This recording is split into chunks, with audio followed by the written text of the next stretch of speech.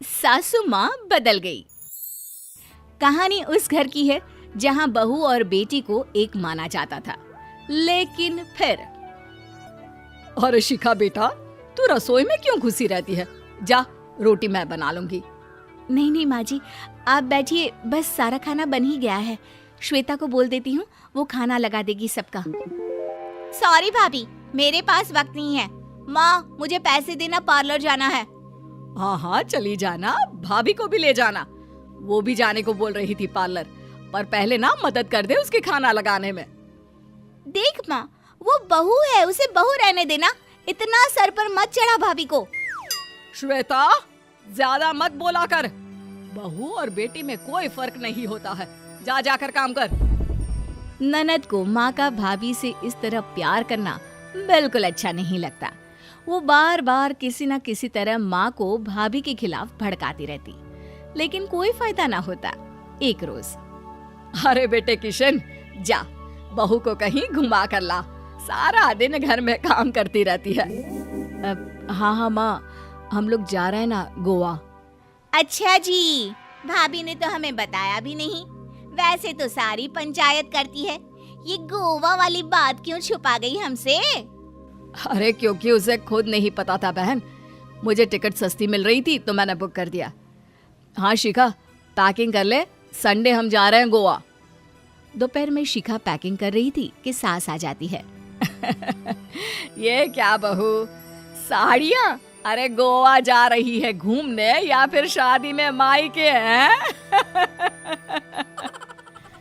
माँ जी, ऐसा कुछ है ही नहीं, समझ में नहीं आ रहा क्या रखूं कपड़े में। अरे तेरी और श्वेता की साइज तो एक ही है, उसके कुछ मॉडर्न कपड़े ले ले, आकर लौटा देना। हाँ माँ जी, ये ठीक रहेगा। शिखा श्वेता के पास जाती है और उससे कपड़े मांगती है। ना जी ना, मैं अपने कपड़े ना दूं, वैसे भी फैल जाएंगे मेरे कपड़े, बहुत महंगे वाले हैं। शिखा मुंह लटकाकर कमरे में आ जाती है तो सास कहती है, चल तैयार हो जा, तुझे मैं शॉपिंग करा कर लाती हूँ गोवा की। बस फिर क्या था, सास बहू निकल जाते हैं मार्केट और एक से बढ़कर एक ड्रेस खरीद कर घर आते हैं। पहले बता देती कि नए कपड़े दिलाने वाली है भाभी को, तो मैं अपने ही दे देती ना भाभी को, मुझे दिला देती नए कपड़े। देख श्वेता, परिवार का मतलब सबके साथ रहना होता है, ना कि सिर्फ अपना सोचना। वैसे भी तुझे अच्छे संस्कार सीखने चाहिए। और रही बात कपड़ों की, तो शिखा, आज से घर पर भी तू मॉडर्न कपड़े ही पहनेगी। कोई जरूरत नहीं है ये साड़ी वाड़ी लपेटने की। अब क्या था, घर पर श्वेता और शिखा एक जैसे रहते। एक बार पड़ोसन आती है। अरे बेटा, अपनी माँ को तो बुलाना जरा, बात करनी है। शिखा सास को बताती है और रसोई में चली जाती है। ये आपकी बेटी बहुत बड़ी हो गई है, इसके लिए एक रिश्ता है, कहो तो बता दूं। ये बेटी नहीं बहू है, घर में सब एक जैसा ही रहता है। वैसे मेरी बेटी भी बड़ी हो गई है, कोई रिश्ता हो तो जरूर बताना। पड़ोसन रिश्ता लेकर उन लोगों के घर आती है। तब श्वेता की होने वाली सास कहती है, तो ये घर है, कितने मंजिल का है? और ये बहू ने आपकी क्या पहन रखा है, जीन्स टॉप? अरे भाई, साड़ी वाड़ी नहीं है क्या इसके पास? देखिए, सर्दी है तो साड़ी में बहू कैसे मैनेज करती, वैसे पहनती है साड़ी भी। देखिए, हम लोग ठहरे पैसे वाले लोग, कोई कमी नहीं है हम लोगों के पास पैसों की, बहुत पैसे हैं, जमीन, नौकर चाकर, कार, सब कुछ है, लेकिन घर में संस्कारी बहू चाहिए। समझ रही हैं ना आप? सास कुछ कहती कि श्वेता बोल पड़ती है, हाय रे, नौकर चाकर से लेकर जमीन, कार, पैसा, हाँ हाँ, मुझे रिश्ता मंजूर है, मंजूर है मुझे। अरे रुक जा श्वेता, मैं बात कर रही हूँ ना। देखिए, हम लोगों के घर इतनी आजादी नहीं मिलेगी। अरे हाँ कर देना माँ, हाँ कर दे जल्दी से। सास क्या करती, बेटी की शादी ऐसे घर में कर देती है जहाँ ना उनके विचार मिलते हैं और ना ही आचार। शादी के बाद एक रोज फोन पर, श्वेता बेटा, एक बार घर आ जा, बहुत दिल करता है तुझे देखने का। माँ, वो घर पर बहुत काम होता है, कैसे आऊँ? बड़ा घर है, लेकिन आने जाने वालों की लाइन ही लगी रहती है। बेटा मैं तो जानती थी उस घर का हाल, लेकिन तू ही नहीं मान रही थी। माँ देख, हर घर का यही हाल है। तेरी बेटी को यहाँ घूंघट हटाने की परमिशन नहीं है और एक तरफ भाभी स्कर्ट पहनकर घूम रही है।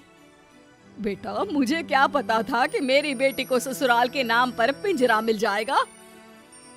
अच्छा माँ, फोन रखती हूँ, सास को गर्मा गर्म रोटी खिलानी है। तुम लोगों की तरह नहीं कि एक रोटी बनाओ, एक सब्जी बनाओ, फिर सारा दिन फ्री होकर घूमो। सास फोन तो रख देती है, लेकिन सोच में पड़ जाती है कि एक तरफ बेटी जिसे कोई आजादी नहीं, वहीं दूसरी तरफ बहू जिसे देखकर लगता ही नहीं कि उसकी शादी भी हुई है। अगले रोज। शिखा, अरे ओ शिखा। हाँ माँ, क्या हुआ?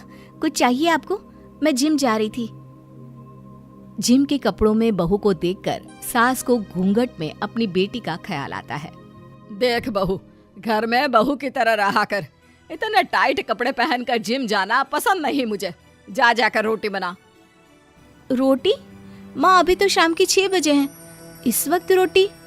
अब क्या मेरे खाने पीने पर भी पहरा है? अरे जब मर्जी तब मैं अपने घर में खा भी नहीं सकती क्या? बहू को अजीब लगता है। वो समझ नहीं पाती कि जो सास कल तक इतनी सपोर्टिव थी, उन्हें अचानक से क्या हो गया। वो किचन में जाती है, गरम रोटी के साथ 2 तरह की सब्जी, रायता, सलाद सब लेकर सास के पास आती है। माँ जी, खाना। इतना सारा खाना? राक्षस समझा है क्या मुझे? रोटी मांगी थी मैंने गर्मा गर्म बस। पर माँ जी, रोटी खाती किससे आप? सब्जी तो बनानी थी ना। अरे भूख मर गई मेरी तेरी बहस से। जा जाकर काम कर, अंदर पूरी रसोई साफ कर। बहू अंदर चली जाती है। थोड़ी देर में श्वेता घर आती है। अरे शिखा जल्दी से चाय ला, पकवान बना, मेरी बेटी आई है। अरे नहीं नहीं माँ, ड्राइवर बाहर खड़ा है। मैं तो घर का कोई सामान खरीदने के बहाने यहाँ आ गई हूँ, मुझे जाना होगा।